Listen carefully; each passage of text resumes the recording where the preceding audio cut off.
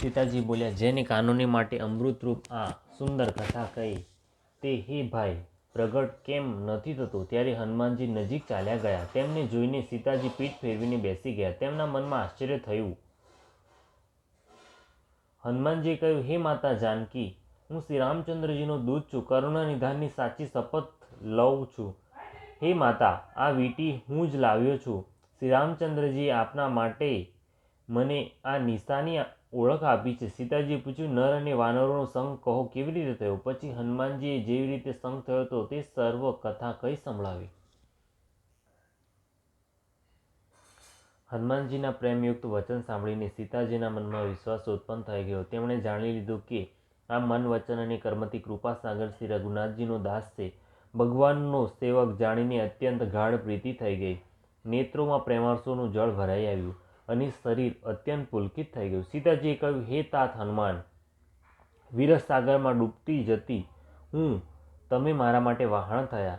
હું વારી જાઉં છું. હવે નાના ભાઈ લક્ષ્મણ સહિત ખરના શત્રુ સુખધામ પ્રભુના કુશળ મંગળ કહો. શ્રી રઘુનાથજી તો કોમળ હૃદય અને કૃપાળુ છે. વળી હે હનુમાન, તેમને કયા કારણે આ નિષ્ઠુરતા ધારણ કરી લીધી છે?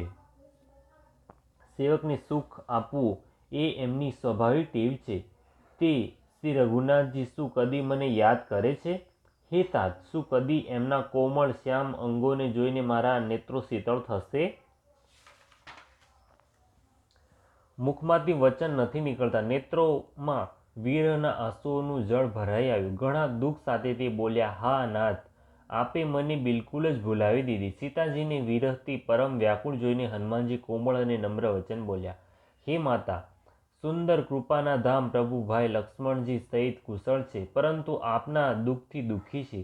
હે માતા, મનમાં ગ્લાનિ ન અનુભવો, મન નાનું કરીને દુઃખ ન કરો. શ્રી રામચંદ્રજીના હૃદયમાં આપના માટે બમણો પ્રેમ છે. હે માતા, હવે ધીરજ ધરીને શ્રી રઘુનાથજીનો સંદેશો સાંભળો.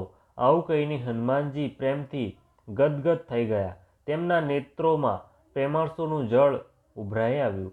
હનુમાનજી બોલ્યા, શ્રી રામચંદ્રજીએ કહ્યું છે કે હે સીતે, તમારા વિયોગમાં મારા માટે સગળા પદાર્થ પ્રતિકૂળ થઈ ગયા છે. વૃક્ષોના નવા નવા કોમળ પાંદડા જાણે અગ્નિના સમાન, રાત્રિ કાળ રાત્રિ સમાન, ચંદ્રમા સૂર્ય સમાન અને કમળોના વન ભાલાના કાંટાના વનના સમાન થઈ ગયા છે. મેઘ જાણે ઉકળતું તેલ વરસાવે છે.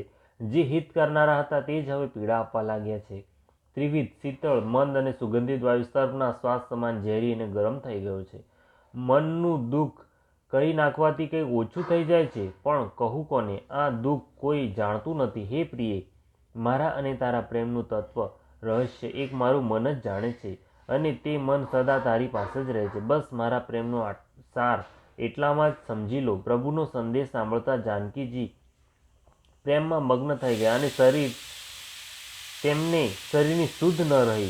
હનુમાનજીએ કહ્યું, હે માતા, હૃદયમાં ધૈર્ય ધારણ કરો અને સેવકોને સુખ આપનારા શ્રી રામચંદ્રજીનું સ્મરણ કરો. શ્રી રઘુનાથજીની પ્રભુતાને હૃદયમાં લાવો અને મારા વચન સાંભળીને કાયરતા મૂકી દો. રાક્ષસોના સમૂહ પતંગિયા સમાન અને શ્રી રઘુનાથજીના બાણ અગ્નિ સમાન છે. હે માતા, હૃદયમાં ધૈર્ય ધારણ કરો અને રાક્ષસો બળ્યા સમજો. શ્રી રામચંદ્રજીને જો ભાળ મળી હોત તો તેઓ વિલંબ ન કરત. હે જાનકીજી, રામ બાણ રૂપી સૂર્યનો ઉદય થયે રાક્ષસોનો સેના રૂપ અંધકાર ક્યાં રહી શકે છે? હે માતા, હું આપને હમણાં જ અહીંથી લઈ જાઉં, પણ શ્રી રામચંદ્રજીના સોગંદ છે, મને પ્રભુની આજ્ઞા નથી. એટલે કે હે માતા, થોડાક દિવસ હજુ ધીરજ ધરો.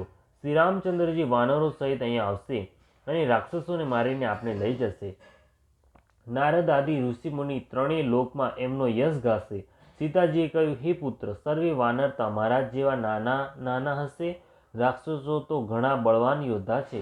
તેથી મારા હૃદયમાં મોટો ભારે સંશય થાય છે કે તમારા જેવા વાનરો રાક્ષસોને કેવી રીતે જીતશે. આ સાંભળીને હનુમાનજીએ પોતાનું શરીર પ્રગટ કર્યું. સોનાના પર્વત સુમેરુના આકારનું અત્યંત વિશાળ શરીર હતું, જે યુદ્ધમાં શત્રુઓના હૃદયમાં ભય ઉત્પન્ન કરનારું અત્યંત બળવાન અને વીર હતું. ત્યારે એને જોઈને સીતાજીના મનમાં વિશ્વાસ થયો. હનુમાનજીએ પાછું નાનું રૂપ ધારણ કરી લીધું. હે માતા, સાંભળો, વાનરોમાં ઘણા બળ બુદ્ધિ નથી હોતા, પરંતુ પ્રભુના પ્રતાપથી અત્યંત નાના સર્પ પણ ગરુડને ખાઈ શકે છે. અત્યંત નિર્બળ પણ મહાબળવાનને મારી શકે છે. ભક્તિ, પ્રતાપ, તેજ અને બળથી ભરેલી હનુમાનજીની વાણી સાંભળીને સીતાજીના મનમાં સંતોષ થયો. શ્રી સીતાજીએ હનુમાનજીને શ્રી રામચંદ્રજીના પ્રિય જાણીને આશીર્વાદ આપ્યા કે હે તાત, તમે બળ અને શીલના ભંડાર થાઓ. હે પુત્ર, તમે અજર અમર અને ગુણોનો ખજાનો થાઓ. શ્રી રઘુનાથજી તમારા પર ઘણી કૃપા કરી. પ્રભુ કૃપા કરી. આવું કાનેથી સાંભળતા જ હનુમાનજી પૂર્ણ પ્રેમમાં મગ્ન થઈ ગયા. હનુમાનજીએ વારંવાર સીતાજીના ચરણોમાં શીર નમાવ્યું અને પછી હાથ જોડીને કહ્યું, હે માતા, હવે હું કૃતાર્થ થઈ ગયો. આપનો આશીર્વાદ અમોઘ છે. આ વાત પ્રસિદ્ધ છે. હે માતા, સાંભળો. સુંદર ફળવાળા વૃક્ષોને જોઈને મને ઘણી જ ભૂખ લાગી છે. સીતાજીએ કહ્યું, હે બેટા, સાંભળો. મોટા ભારે યોદ્ધા રાક્ષસા વનની રખેવાળી કરે છે. હનુમાનજીએ કહ્યું, હે માતા, જો આપ મનમાં સુખ માનો, પ્રસન્ન થઈને આજ્ઞા આપો, તો મને તેમનો ભય તો બિલકુલ નથી. હનુમાનજીને બુદ્ધિ અને બળમાં નિપુણ જોઈને જાનકીજીએ કહ્યું, જાઓ હે તાત, શ્રી રઘુનાથજીના ચરણોને હૃદયમાં ધારણ કરીને મીઠા ફળ ખાઓ. તેઓ સીતાજીને શીશ નમાવીને ચાલ્યા અને બગીચામાં પેસી ગયા. ફળ ખાધા અને વૃક્ષોને તોડવા માંડ્યા. ત્યાં ઘણા જ યોદ્ધા રખેવાળ હતા. તેમાંથી કેટલાકને મારી નાખ્યા અને કેટલાકને જઈને રાવણને પોકાર કર્યો અને કહ્યું, હે નાથ, એક મોટો ભારે વાનર આવ્યો છે. તેણે અશોક વાટિકા ઉજાડી નાખી, ફળ ખાધા, વૃક્ષોને ઉખાડી નાખ્યા અને રખેવાળોને મસળીને જમીન પર નાખી દીધા. આ સાંભળીને રાવણને ઘણા જ યોદ્ધા મોકલ્યા. તેમને જોઈને હનુમાનજીએ ગર્જના કરી. હનુમાનજીએ સર્વે રાક્ષસોને મારી નાખ્યા. કેટલાક જે અધમોઆ હતા તે બુમરાણ કરતા નાઠા. પછી રાવણે અક્ષકુમારને મોકલ્યો. તે અસંખ્ય શ્રેષ્ઠ યોદ્ધાઓને સાથે લઈને ચાલ્યો. તેને આવતો જોઈને હનુમાનજીએ એક વૃક્ષ હાથમાં લઈને પડકાર્યો અને તેને મારીને મહાધ્વનિથી ગર્જના કરી. તેમણે સેનામાંથી કેટલાકને મારી નાખ્યા, કેટલાકને મસળી નાખ્યા અને કેટલાકને પકડીને ધૂળમાં રગદોળી નાખ્યા. કેટલાકે પાછા રાવણ પાસે જઈને પુકાર કર્યો કે હે પ્રભુ, વાનર ઘણો બળવાન છે. પુત્રનો વધ સાંભળીને રાવણ ક્રોધિત થઈ ગયો અને તેને પોતાના જ્યેષ્ઠ પુત્ર બળવાન મેઘનાદને મોકલ્યો. તેને કહ્યું, હે પુત્ર, મારી ન નાખતો, તેને બાંધી લાવજે. તે વાનર ક્યાંનો છે તે જોઈ લઈએ. ઇન્દ્રને જીતનારો અતુલનીય યોદ્ધા મેઘનાદ ચાલ્યો. ભાઈના માર્યા જવાનું સાંભળીને તેને ક્રોધ થઈ આવ્યો. હનુમાનજીએ જોયું કે આ વખતે ભયાનક યોદ્ધા આવ્યો છે. ત્યારે તેઓ કટકટાવીને ગરજ્યા અને દોડ્યા. તેમણે એક ઘણું મોટું વૃક્ષ ઉખાડી લીધું અને તેના પ્રહારથી લંકેશ્વર રાવણના પુત્ર મેઘનાદને રથ વિનાનો કરી દીધો. રથને તોડીને તેને નીચે પાડી નાખ્યો. તેની સાથે જે મોટા યોદ્ધા હતા તેમને પકડીને હનુમાનજી પોતાના શરીરથી મસળવા લાગ્યા. તે સર્વેને મારીને પછી મેઘનાદથી લડવા લાગ્યા. લડતા તેઓ એવા જણાતા હતા જાણે બે ગજરાજ ભીડાયા હોય. હનુમાનજી તેને એક ઠૂસો મારીને વૃક્ષ પર જઈ ચડ્યા. તેણે પળવાર માટે મૂર્છા આવી ગઈ. પછી ઉઠીને તેણે મેઘનાદે ઘણી માયા રચી, પરંતુ પવનના પુત્ર તેનાથી જીતી શકાતા નથી. અંતમાં તેણે બ્રહ્માસ્ત્રનું સંધાન કર્યું. ત્યારે હનુમાનજીએ મનમાં વિચાર કર્યો કે જો બ્રહ્માસ્ત્રને ન માનું તો તેનો અપાર મહિમા નષ્ટ પામશે. મેઘનાદે હનુમાનજીને બ્રહ્મબાણ માર્યું, જે વાગતા જ તેઓ વૃક્ષની જેમ નીચે પડી ગયા. પરંતુ પડતી વખતે પણ તેઓએ ઘણી જ સેનાને મારી નાખી. જ્યારે તેણે જોયું કે હનુમાનજી મૂર્છિત થઈ ગયા છે ત્યારે તે તેમને પોતાના નાગપાશથી બાંધીને લઈ ગયો. શિવજી કહે છે, હે ભવાની, સાંભળો. જેમનું નામ જપીને જ્ઞાની વિવેકી મનુષ્ય સંસારના બંધનને કાપી નાખે છે, તેમનો દૂત શું બંધનમાં આવી શકે છે? પરંતુ પ્રભુના કાર્ય માટે હનુમાનજીએ સ્વયં પોતાને બંધાવી લીધા. વાનરનું બંધાવું જાણીને રાક્ષસો દોડ્યા અને કૌતુક માટે સર્વે સભામાં આવ્યા. હનુમાનજીએ જઈને રાવણની સભા જોઈ. તેની અત્યંત પ્રભુતા ઐશ્વર્ય કંઈ કહી શકાતી નથી. દેવો અને દિક્પાળો હાથ જોડીને ઘણી નમ્રતા સાથે ભયભીત થતા સર્વે રાવણની ભ્રુકુટી સામે જોઈ રહ્યા છે, તેનું વલણ જોઈ રહ્યા છે. તેનો આવો પ્રતાપ જોઈને હનુમાનજી મનને જરાય ડર ન લાગ્યો. તે એવા નિશંક ઊભા રહ્યા જેમ સર્પોના સમૂહમાં ગરુડ નિશંક રહે છે. હનુમાનજીને જોઈને રાવણ દુર્વચન કહેતો ઘણો હસ્યો. પછી પુત્રવધનું સ્મરણ કર્યું તો તેના હૃદયમાં વિષાદ ઉત્પન્ન થઈ ગયો.